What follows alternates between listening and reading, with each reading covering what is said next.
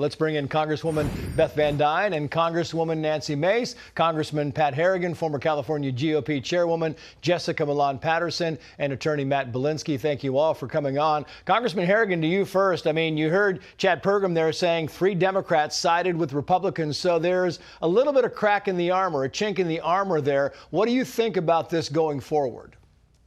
Oh, look, I think it's very clearly going to be a Schumer shutdown with 3 defections on his side, getting up to 56 votes in the Senate.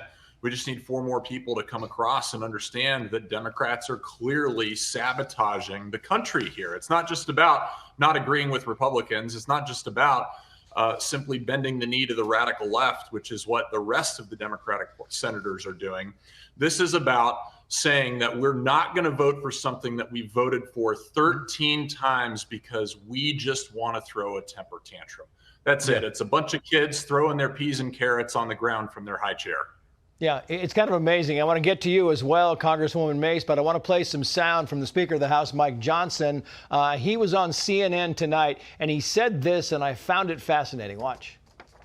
I hope it's very short because real Americans are going to suffer.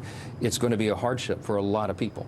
And Chuck Schumer holds all the cards because all he has to do is do what he's done, by the way, 13 times during the previous 4 years of the Biden administration. 13 times we avoided a shutdown. We were in the minority party many of those times. We voted and did the responsible right thing to keep the government open. We're asking Chuck Schumer to do the same. Yeah, but the last time Chuck Schumer played ball, with the continuing resolution, not too far back, he got a lot of heat from the far left of his party. Well, right. I mean, he's taking advice from a former bartender from the Bronx because Chuck Schumer is terrified of being primaried by none other than AOC. And think about this. The Democrat Party would rather use taxpayer money to fund free health care for illegal aliens than actually pay our troops. And the people who are going to suffer the worst are the men and women in uniform who enlisted, who are junior soldiers in our military, who may not get a paycheck in the middle of October and who will not be able to put food on the table for their kids.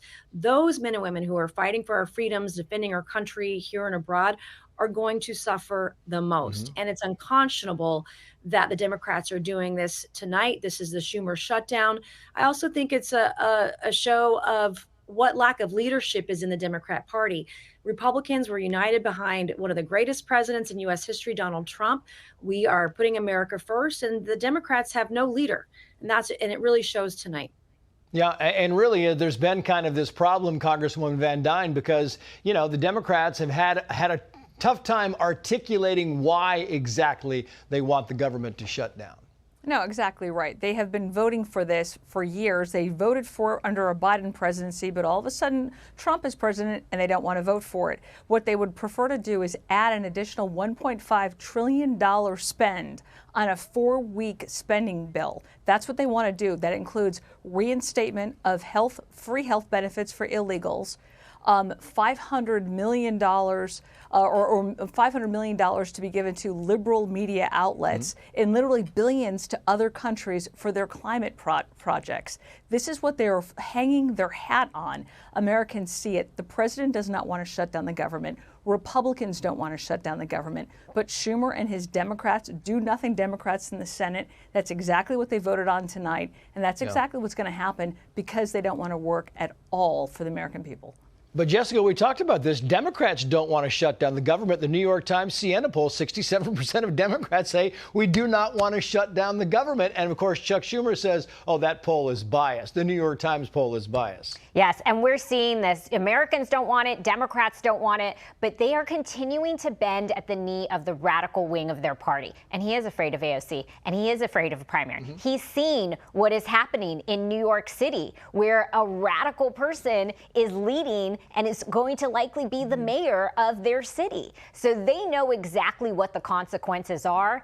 Chuck Schumer went through this problem the last time he voted for it and got a ton of stuff from his radical side of his party.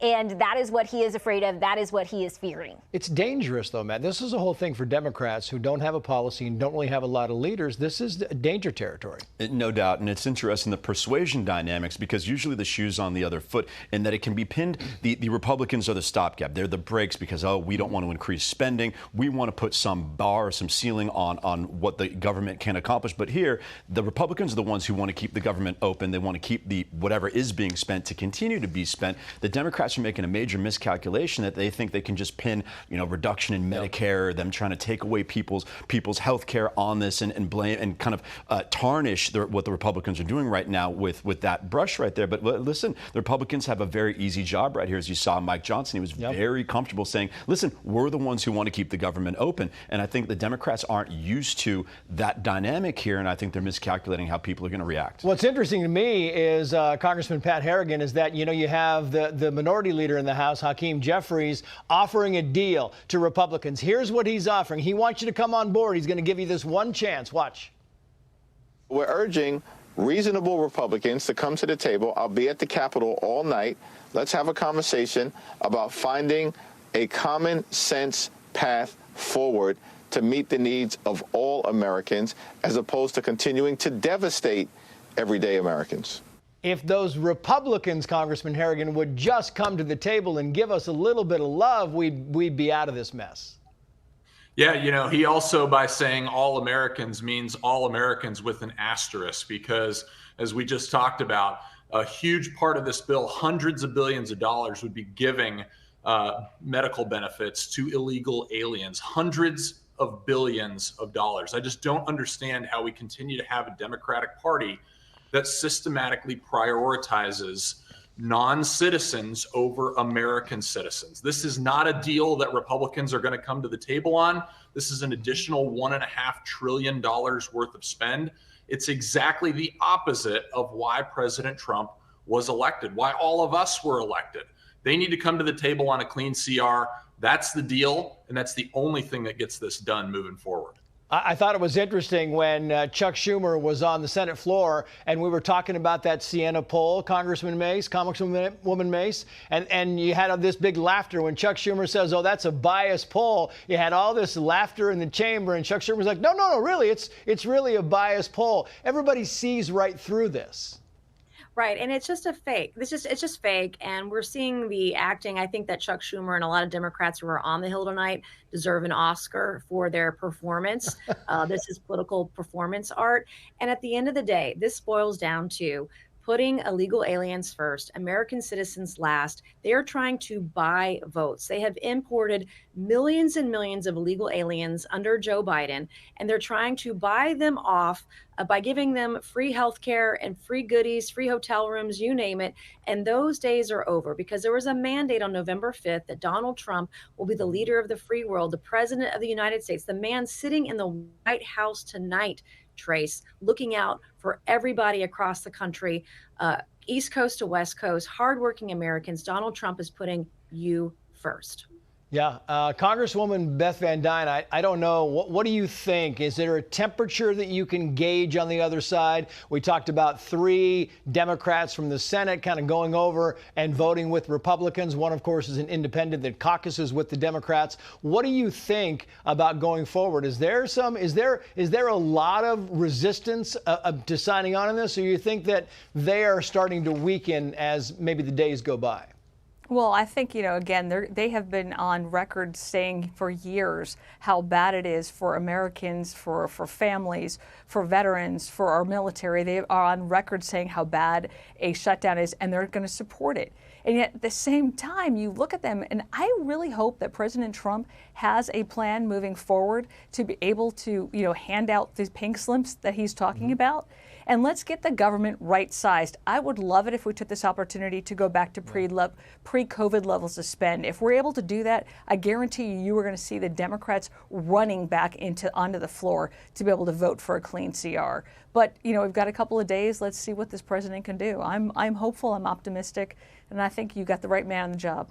I think she's right, Jessica, about the whole thing. If they start firing people, if this gives them the latitude to start firing people, the Democrats are going to kind of run back in. Because the people are going to say, wait, Trump's firing people. We need to get back in there and get the government running again, right? Yeah, they don't want to see good people lose jobs. But you also have to look at from the political side of it, right?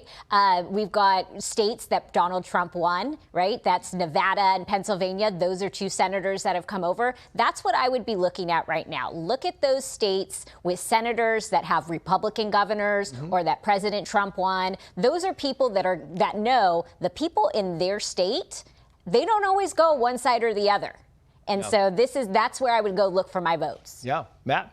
I would agree. You got to look at the purple states in particular. Every state is going to suffer some practical impact from this shutdown, right? And for better or for worse, the squeaky wheel gets the grease, and some of the louder constituents that are going to be affected by this, they're going to have more impact in the states that can kind of toggle either way, where people have to worry about, elected officials have to worry about their votes, as opposed to a California where you can go through as much incompetence as possible, never have to worry about it. Meantime, we have 1 minute left in the broadcast. I want to get kind of a take. How many days do you think we're looking at here? Congressman Harrigan, first to you. I think it could be longer than we've had in the recent past. I'm preparing my team for a long haul here. Congresswoman Mace. I hope it's no more than a week. We're back in session next week. We'll be in D.C., so hopefully no more than 7 days. We'll see. Congresswoman Van Dyne. 5 to 7 days. Really? 5 to 7 days.